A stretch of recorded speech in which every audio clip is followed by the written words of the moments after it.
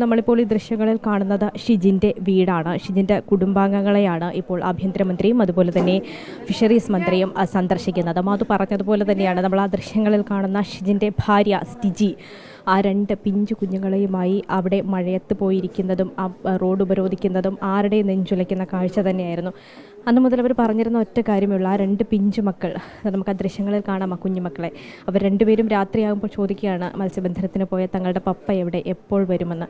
താൻ ഉത്തരം പറഞ്ഞു മടുത്തു. എങ്ങനെയെങ്കിലും തൻ്റെ ഭർത്താവിനെ കണ്ടെത്തി തരണം, അതായിരുന്നു അവരുടെ ആവശ്യം. അത് എല്ലാ സർവ്വസന്നാഹങ്ങളും ഉപയോഗിച്ച് തിരച്ചിൽ നടക്കുന്നുണ്ട്. പക്ഷേ ദിവസം ഇത്രയും പിന്നിട്ടിട്ടും ഒരു സൂചന പോലും ലഭിക്കുന്നില്ല എന്നുള്ളത് തന്നെയാണ് ഒരു വേദനയായി നമുക്ക് മുന്നിൽ നിൽക്കുന്നത്.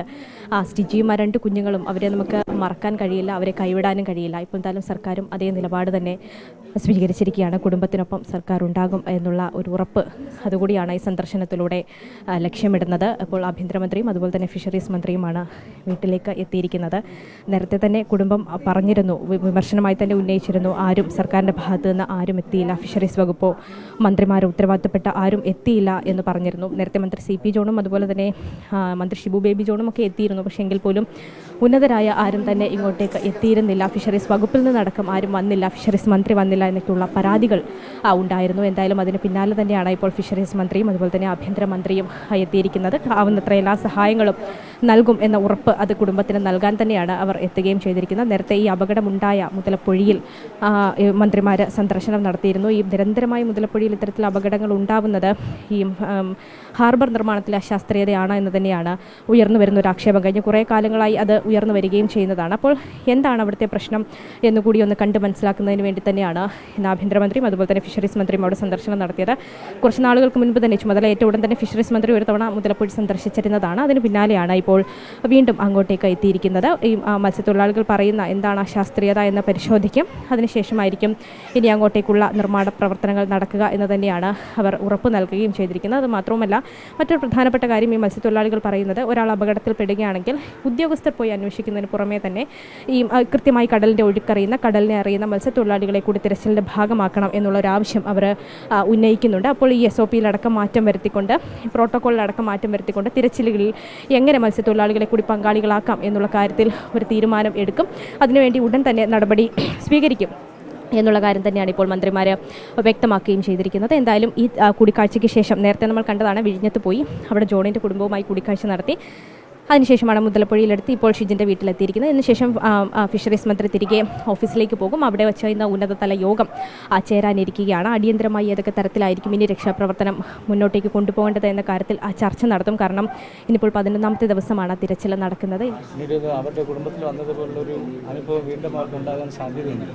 അതുകൊണ്ടാണ് അവർക്ക് വിശ്വാസമില്ലാത്ത വാഗ്ദാനങ്ങളായിട്ട് അവർക്ക് തോന്നുന്നത്. നമുക്ക് ആ കുടുംബത്തെ സംരക്ഷിക്കണം. 2 കൊച്ചു കുട്ടികളാണ്. ആ കുട്ടികളെ ഇനിയും 24 വയസ്സായ ഈ പെൺകുട്ടി ഒരു അമ്മ കുട്ടികളെ ജീവിതകാലം മുഴുവനും കൊണ്ടുപോകേണ്ടതാണ്. അതിനനുസരിച്ച് സ്ഥായിയായ ഒരു വരുമാന മാർഗ്ഗം ഗവൺമെൻറ് ജോബ് എന്നുള്ള രീതിയിൽ സാധ്യമാകും.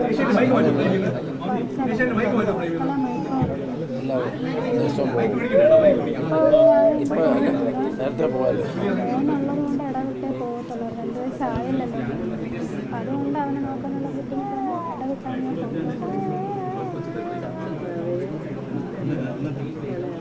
നമ്മൾ പരമാവധി സെർച്ച് നടക്കട്ടെ, നിർത്തി വെക്കുന്നില്ല, മുന്നോട്ട് കൊണ്ടുപോകട്ടെ എന്നാണ് തീരുമാനിച്ചത്.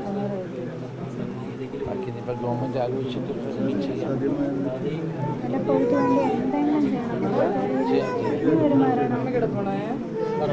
പിന്നെ പ്രധാനമായിട്ടും നമ്മുടെ ഷിജിന് സംഭവിച്ചതാണ്. ഇത് ഒറ്റപ്പെട്ട സംഭവമില്ല. ഏകദേശം 80ഓളം ആയി നമ്മുടെ മുതലപ്പൊഴിയിൽ. അപ്പോൾ ഇപ്പോഴും പണിക്ക് പോകാനായിട്ട് ആൾക്കാർക്ക് ഭയങ്കര പ്രയാസം, തിരിച്ചു വരുമോ എന്നുള്ള പ്രതീക്ഷയില്ലാത്ത ഒരവസ്ഥയിലാണ് മുതലപ്പൊഴി പോയിക്കൊണ്ടിരിക്കുന്നത്. അപ്പോൾ ഏത് മരണങ്ങൾ സംഭവിച്ചു കഴിഞ്ഞാൽ നമ്മൾ അവസാനം ഇങ്ങനെ ഒരു ഘട്ടത്തിലേക്ക് കടന്നു പോകും, പിന്നെ അത് മറന്നു പോകും. ഇനി അങ്ങനെ ഒരു മരണം ഉണ്ടാകാൻ പാടില്ല എന്നുള്ളതാണ് നമ്മുടെ ആൾക്കാരുടെ എല്ലാവരും. അന്ന് നമ്മുടെ CP ജോൺ എല്ലാവരും കൂടിയത് അതിന് വേണ്ടിയായിരുന്നു.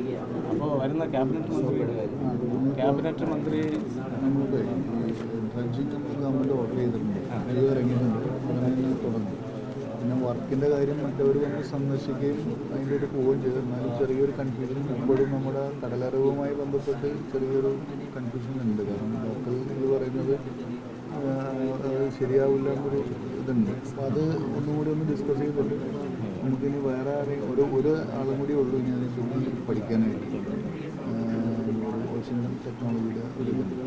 അത് നമ്മുടെ വേറൊരു ഹാർബർ അതേപോലെ ഇഷ്യൂ ഉണ്ടായിട്ട് അയാൾ സോൾവ് ചെയ്തു എന്ന് പറഞ്ഞു. അത് നോക്കുന്നുണ്ട്. ഡോക്ടർ രാമനാഥൻ്റെ പേര് ഓർമ്മ എൻ്റെ. അത് അദ്ദേഹത്തെയും കൂടി നമുക്കൊന്ന് കൺസൾട്ട് ചെയ്യാൻ അത് നടക്കട്ടെ സാറേ. നമുക്കല്ല, ഇവർക്ക് ഇപ്പോൾ ഈ മുന്നറിയിപ്പ് കൊടുക്കും ജോലിക്ക് പോകാൻ പാടില്ല എന്നുള്ളത്. അത് അന്ന് നമ്മൾ മുന്നറിയിപ്പ് കൊടുക്കുന്ന ദിവസങ്ങളിൽ അവർ പോകാതിരിക്കണമെങ്കിൽ അന്നുള്ള കോമ്പൻസേഷൻ അവർക്ക് കൊടുത്തു ഗവൺമെൻറ് മുന്നറിയിപ്പ് നൽകുന്ന ദിവസങ്ങളിൽ അവർക്ക് സഹായം കൊടുക്കാനുള്ള പരിപാടി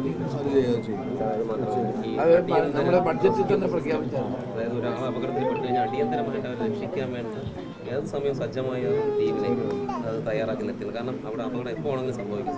നല്ലൊരു SOP നമ്മൾ റെഡിയാക്കുന്നുണ്ട്. 2 ആഴ്ച കൊണ്ട് SOP ആവും. അതിൻ്റെ പുതിയ മോഡേണൈസ് ചെയ്തിട്ടുള്ള എക്യുപ്മെൻറ്റ്സും കാര്യങ്ങളൊക്കെ നമ്മൾ കുറച്ച് ടൈം എടുക്കും. എന്നാലും അതിൻ്റെ സ്റ്റാൻഡേർഡ് ഓപ്പറേറ്റിംഗ് പ്രൊസീജിയർ കോസ്റ്റൽ പോലീസിന്റെ ആളുകൾ ഈ ഹാർബറിന്റെ 2 ഭാഗങ്ങളിലും വിന്യസിച്ചിരിക്കുന്നത് 24 hours.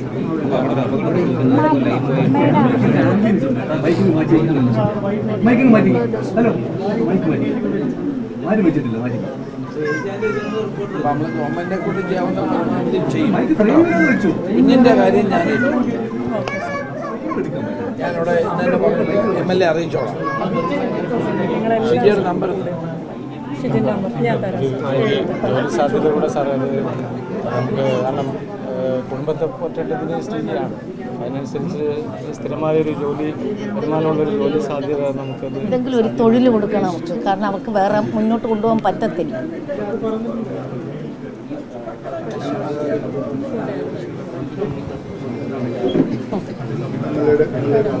പറഞ്ഞോളൂ.